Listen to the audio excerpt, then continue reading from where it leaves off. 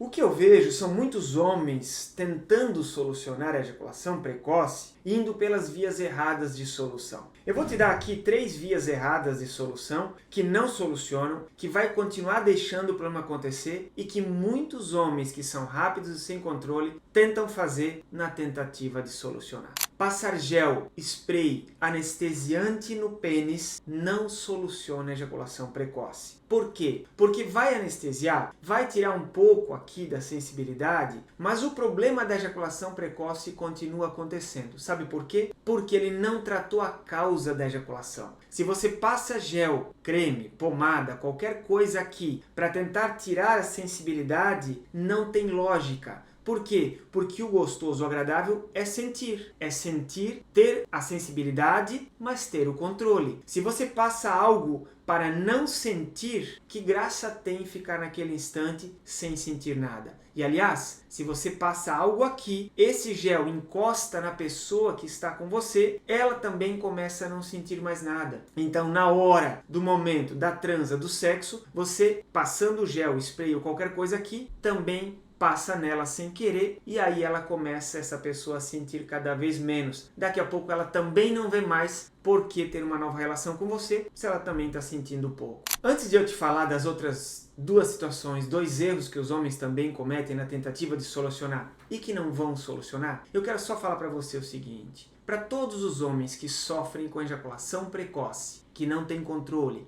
que são muito rápidos, eu vou deixar aqui para ajudar vocês, que aqui abaixo do vídeo, o link do Controle 2.0, que é o meu treino onde tem as técnicas de controle, técnicas fáceis, retas, diretas, objetivas, que tratam a causa da ejaculação precoce. E uma vez que tratam a causa da ejaculação precoce é eliminada. É só entrar, adquirir ali, começar a fazer as técnicas de controle e volte aqui depois nos contando como você está. Eu vou ficar muito feliz em saber. Outro erro que os homens cometem na tentativa de solucionar e que não vai solucionar é fazer ingestão de álcool, tomar álcool, bebidas alcoólicas, para aumentar o nível de álcool e parece que aumenta o controle. Por que parece? Porque não soluciona o problema e não aumenta o controle. O que acontece? O álcool, ele é depressor do sistema nervoso central. Ele deixa a comunicação entre cérebro, todo o nosso corpo, inclusive os genitais, tudo mais lento. Mas por que não soluciona? Porque ao parar de tomar álcool, o problema continua. Porque não tratou a causa, não tratou o que está gerando a ejaculação precoce.